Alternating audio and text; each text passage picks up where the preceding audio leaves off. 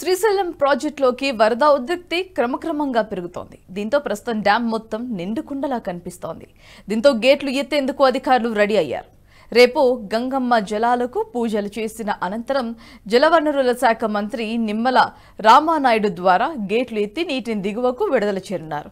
ఈ మేరకు అధికారులు ఏర్పాట్లు సిద్ధం చేశారు. జలాశయం రేడియల్ క్రాష్ గేట్లు ఎత్తు దిగువన ఉన్న నాగార్జున సాగర్ కు నీటిని విడుదల చేయనున్నారు.